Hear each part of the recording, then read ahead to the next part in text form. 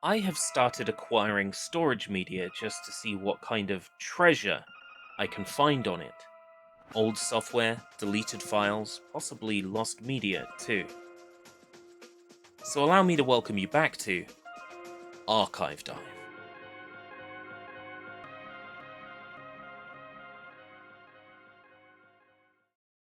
Emboldened by the recent discoveries on a 512 megabyte Memory Stick Pro Duo, see the previous episode for that, I decided to acquire another Pro Duo memory card, this time a Memory Stick Pro HG Duo, 32 gigabytes. This card was a little more expensive, but I didn't buy it just for diving. I intend to replace the shell and screen in one of my PSPs, to use it for day-to-day music, video playback, and gaming. While third-party microSD adapters exist for PSP, and I have one on hand to use, it feels proper to use the intended format for speed and compatibility. Although it's a Pro HG Duo card, which is much newer, these cards are backward compatible with the PSP at the standard read speed. A much faster data transfer speed can be achieved when writing to and from using a PC, which will be useful since I am planning to hot swap ISOs and backup save data often. I purchased this particular card from a physical sex store. That's how it's pronounced. Needless to say, I was not surprised to find remnants of a PSP file system when inserting it into the computer. However, I was disappointed to discover how little there actually was on the card. Not every piece of storage I acquire is going to tell a heartwarming tale of a sunny Australian family getaway, but I'd have at least wanted something interesting on this card. But that might not be what you get. First, the ISO folder, with a video folder inside, empty. The existence of an ISO folder means that the person who had used this card before did so on a PSP with a custom firmware installed. Then MP root, the folder for storing PSP video files, is also empty. Music, also unfortunately empty. My heart sank at this point. I then opened Picture, also empty. I'd have loved to see some old bitmap screenshots or some JPEGs saved using the inbuilt web browser, but nothing. These folders are automatically generated when a new memory card is inserted into a PSP. Seeing them completely empty filled me with a feeling of dread that this card might be more or less completely new or unused.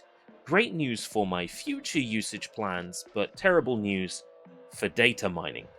Inside the PSP folder, there are subfolders for Common, Game, Game 5XX, Game 150, RSSCH, Save Data, System, and Theme.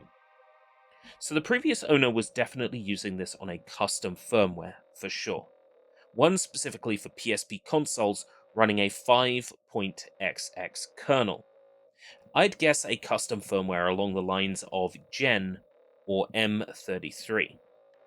Of all the folders on this card, only one contains any data, save data, with one save for Disney Pixar's Cars, the European version specifically, based on the folder name. Because there's no ISO anywhere on the card, probably played using a legitimate UMD copy. Back at the root, video and SE plugins folders, also empty. Huh.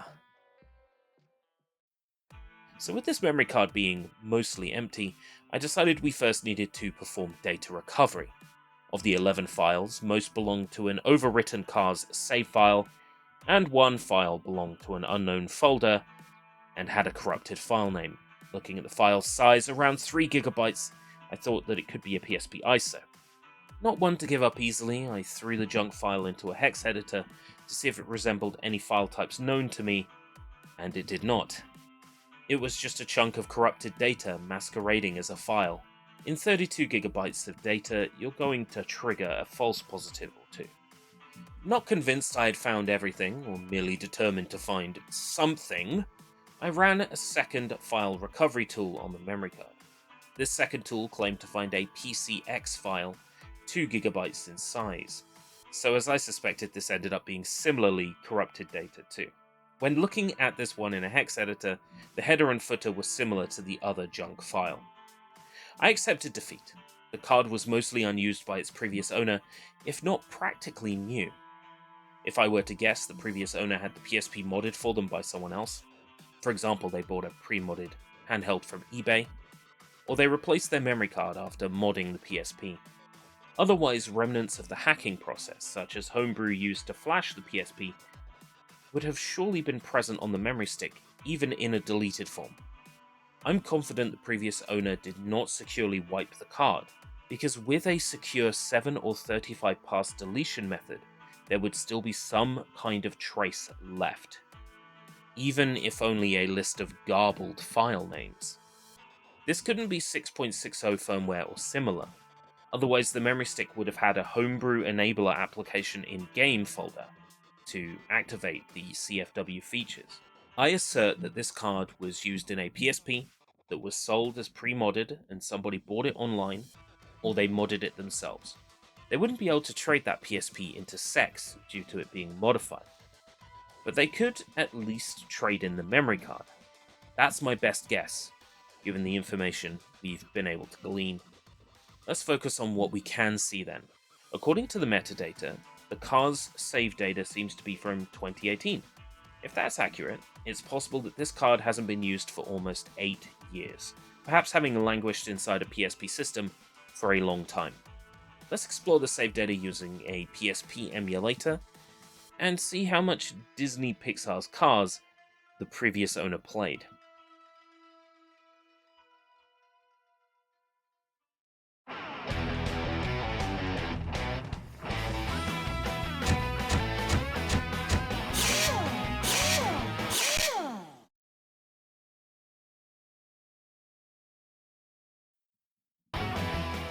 Yep, unfortunately it looks like Cars doesn't allow you to enter a name for your save file, which means we can't even dig up a name to attach to the previous owner.